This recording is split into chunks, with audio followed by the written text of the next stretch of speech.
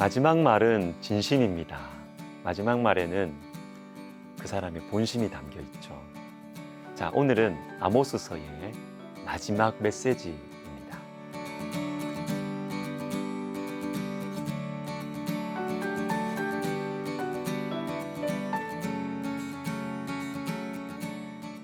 아모스서의 주제는 북이스라엘의 죄악에 대한 하나님의 심판입니다. 그런데 마지막은 분위기가 다릅니다. 9장 11절을 읽어드리면 그날에 내가 다윗의 무너진 장막을 일으키고 그것의 틈을 막으며 그 허물어진 것을 일으켜서 옛적과 같이 세우고, 무너진 장막을 일으킵니다. 허물어진 것을 일으키는 것이죠. 하나님의 심판으로 무너졌고 허물어졌지만 그게 끝이 아니라는 것이죠. 다시 세우십니다. 맨 마지막 말씀인 14절과 15절도 보십시오. 내가 내 백성 이스라엘이 사로잡힌 것을 돌이키리니 내가 그들의 땅에 심으리니 그들이 내가 준 땅에서 다시 뽑히지 아니하리라. 내 하나님 여호와의 말씀이니라.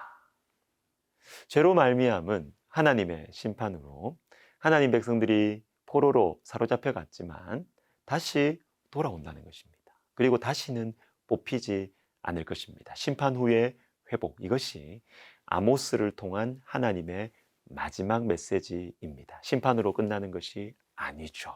심판 후의 회복, 심판 후의 새로운 출발, 이것이 하나님의 본심인 것입니다.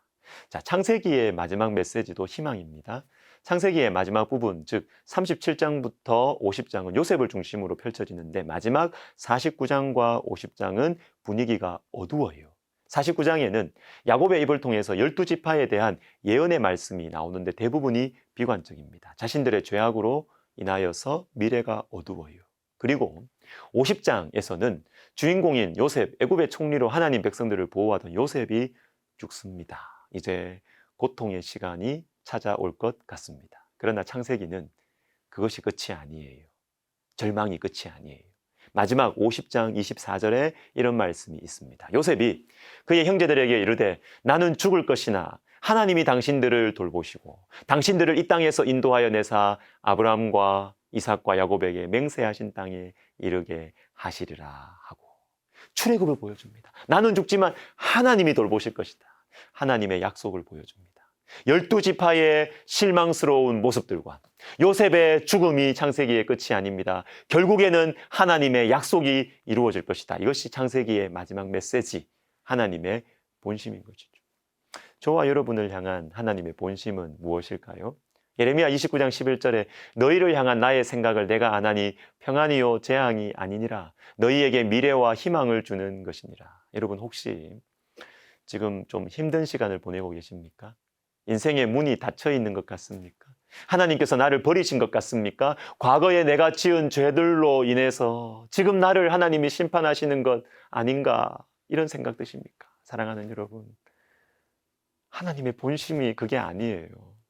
요한복음도 볼까요? 요한복음 마지막에서 예수님은 자신을 3번 부인한 베드로를 일으켜 세우십니다. 21장 17절 세 번째 이르시되 요한의 아들 시몬아 네가 나를 사랑하느냐 하시니 주께서 3번째 네가 나를 사랑하느냐 하심으로 베드로가 근심하여 이르되 주님 모든 것을 아시오매 내가 주님을 사랑하는 줄을 주께서 아시나이다. 예수께서 이르시되 내 양을 먹이라. 여러분, 베드로는요 우리의 대표자예요. 우리도 베드로처럼 예수님을 부인합니다. 불리하고 위험한 상황 속에서 예수님을 부인합니다. 그러나 감사한 것은 예수님께서는 베드로를, 이 실패자를 다시 찾아가셨다는 거예요. 찾아가셔서 다시 일으켜 세우셨습니다. 실패하지 않은 사람 쓰시는 게 아니에요. 부끄러울 것이 하나도 없는 사람을 쓰시는 것이 아니었습니다. 베드로처럼 저와 여러분처럼 감추고 싶은 과거가 있는 사람, 과거를 돌이키고 싶은 사람을 우리 주님은 다시 일으켜 세우십니다. 요한복음의 마지막 메시지는 인생의 실패자들에게 소망을 주는 것입니다. 여러분, 성경의 마지막 책인 요한계시록의 마지막 메시지는 또 무엇일까요? 22장 20절 이것들을 증언하신 이가 이르시되 내가 진실로 속히 오리라 하시거늘 아멘. 주 예수여 오시옵소서. 주 예수의 은혜가 모든 자들에게 있을지어다. 아멘. 우리 주님께서 속히 오실 것입니다. 이것이 우리의 마지막 소망입니다. 예수님을 믿고 살아가면서 때로는 서름도 당하잖아요. 멸시도 받고 손해도 입습니다. 그러나 여러분, 예수님께서 다시 오실 것입니다. 진실로 속히 오실 것입니다. 사랑하는 여러분, 지금의 아픔이, 지금의 문제가, 지금의 수치가 끝이 아니에요. 예수님께서 다시 오실 것입니다. 예수님을 바라보고 힘겨운 오늘을 믿음과 사랑으로 살아가는 사람들, 저와 여러분인 것입니다. 뇌성마비 시인인 송명희 씨의 시를 하나 읽어드리면서 아모스서를 마무리하겠습니다. 제목은 어두움 가운데 살아도, 어두움 가운데 살아도 내가 어둡지 아니하네. 어두움 가운데 살아도 내가 어둡지 아니한 것은 내 마음에 빛이 있습니다. 내 마음에 빛된 예수 그리스도, 그가 내 안에 계십니다. 괴로운 가운데 있으나 내가 괴롭지 아니하네. 괴로운 가운데 있으나 내가 괴롭지 아니한 것은 내 마음에 기쁨이 있습니다. 내 마음의 기쁨 예수 그리스도, 그가 내 안에 계십니다. 사망의 그늘이 있으나 내가 숨기지 아니하네. 사망의 그늘이 있으나 내가 숨기지 아니한 것은 내 생명에, 내 마음에 생명이 있습니다. 내 마음의 생명 예수 그리스도, 그가 내 안에 계십니다.